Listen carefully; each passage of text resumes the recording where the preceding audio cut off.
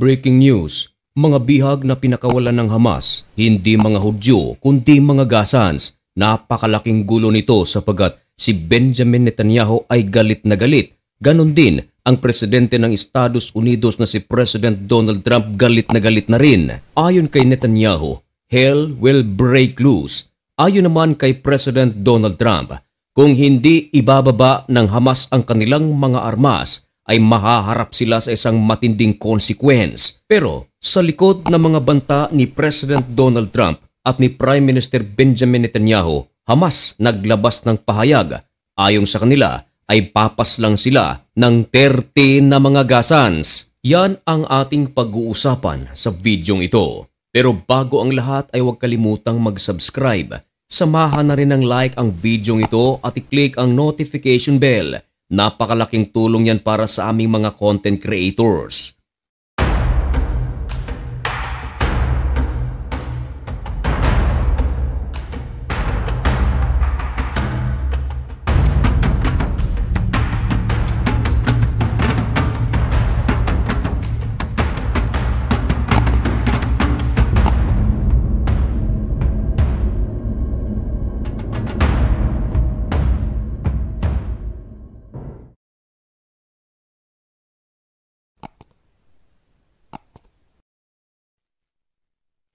Maligayang pagbabalik mga kaibigan. Kumusta kayong lahat? Ngayon ay October 15, 2025 at nagbabaga at napakabagong balita ang ating ihahatid sa inyo. Ito ay tungkol sa pinakabagong update sa ceasefire sa pagitan ng Israel at ng Hamas sa Gaza at ang matinding galit ni Benjamin Netanyahu at ni President Donald Trump maging ang mga pahayag ng Hamas sapagat naglabas ng pahayag ang Hamas na sila ay papas lang ng 30 na mga Gazans. Ang nasabing mga 30 Gazans na tinutukoy ng Hamas ay bukod sa mga 33 na nasawi o kanilang pinaslang buhat nang magsimula ang ceasefire ng Israel at ng Hamas. Pumaslang kasi ang Hamas ng 33 hanggang 34 katao. At ito mga kaibigan ay ang mga tao na di umano ay nakikipagtulungan sa Israel. Nagsisilbi silang intelligence ng gobyerno ng Israel. Pero sa pagkakataong ito, ayon sa ulat ng The Times of Israel, meron itong headlines na nagsasabing Hamas said to kill over 30 Gazans. Malinaw dito sa ulat mga kaibigan na Hamas said. Ibig sabihin, Hamas ang nagsabi nito ayon sa ulat ng The Times of Israel. Nagpakalat na mga fighters ang Hamas sa iba't ibang bahagi ng Gaza. Ito ay matapos na i-withdraw ng Israel ang kanilang puwersa. Kahit na i-withdraw ng Israel ang kanilang mga sundalo sa Gaza Strip, matinding kaguluhan pa rin ang nangyayari sa loob ng Gaza. Yun nga lang, ito ay Palestinian versus Palestinian, Hamas at anti-Hamas. Ito ang dahilan kung bakit gustong-gusto ni Benjamin Netanyahu at President Donald Trump na ang Hamas ay kinakailangan talagang ibaba ang kanilang armas. In short, gusto nila na sila ay pasukuin sa kadahilanan na gusto ng Israel at ng Estados Unidos na mapanatili ang kapayapaan sa Gaza.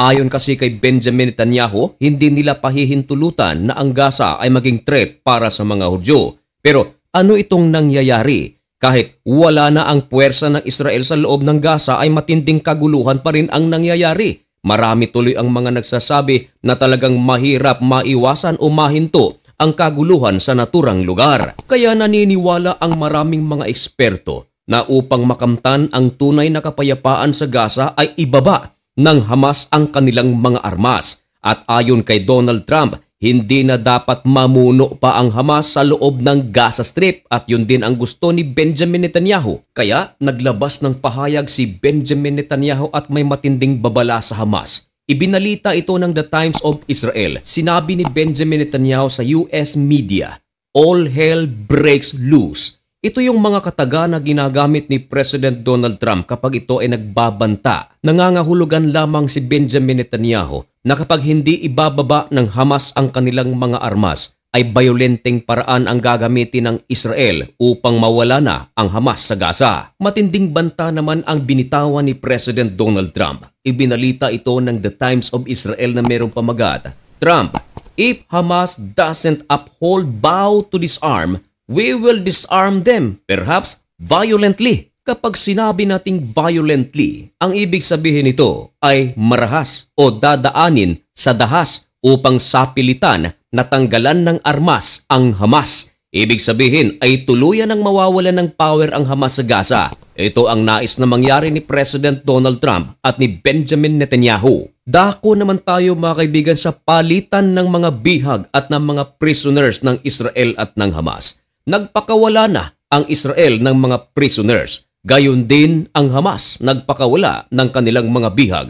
Pero matinding galit ang nadama ng mga Hudyo maging ni Prime Minister Benjamin Netanyahu sapagkat merong isinauli ang Hamas na di umano'y katawan ng mga Hudyo. Pero nang magsagawa ng forensic examination ang Israel, napag-alaman na hindi pala katawan ng Hudyo ang ibinigay ng Hamas, kundi ito ay gasans. At upang patotohanan ng ating sinasabi, narito ang ating pruweba. Ayon sa ulat ng The Times of Israel, meron itong pamagat na nagsasabing, "Body returned by Hamas yesterday, not a hostage, believed to be a Gazan." Bagamat, meron nang kinumpirma ang Israel na ang mga walang buhay na mga Hudyo na pinakawalan ng Hamas gaya nila ni Ethan Libby, Tamir Nimrod at Uriel Baruch, lumalabas na hindi pala lahat ng mga hostages na ibinigay ng Hamas ay mga Hudyo. Kaya napakalaking gulo nito mga kaibigan sapagat matagal nang hinihingi ni Prime Minister Benjamin Netanyahu ang mga bihag.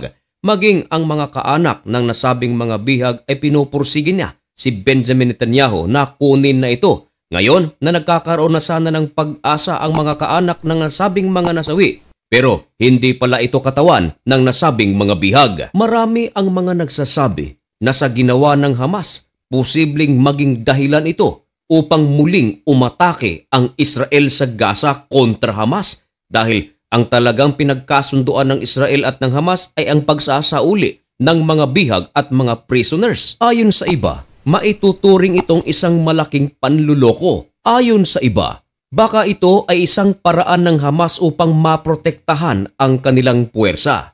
Bakit? Baka sinadya ng Hamas na iiwan ang ibang mga hostages sa kanilang puder dahil kung sakaling ibigay ng Hamas lahat ng mga hostages na kanilang hawak, ay malaki ang possibility na baka atakihin sila ng Israel na wala ng awa dahil wala na silang iilagan pa sapagat ang mga hostages ay nai-release na nga ng Hamas. Kaya malaking possibility na isa ito sa mga paraan ng Hamas. Sa ngayon ay wala pang binibitawang pahayag ang Israel o si Benjamin Netanyahu kung ano ang kanilang magiging susunod na aksyon. At kung ano man ang kanilang susunod na aksyon, yan ay isa sa ating mga tututukan dito lang sa channel na ito. Kaya kung nais mong maging updated at kung gusto mo ang ganitong mga content at baka naman bago ka lang sa channel na ito, baka pwedeng makahingi ng kaunting pabor, subscribe mo na ang channel na ito. At mga kaibigan, hanggang dito na lamang muna ang video ito. May God bless you and thank you so much for watching. Goodbye!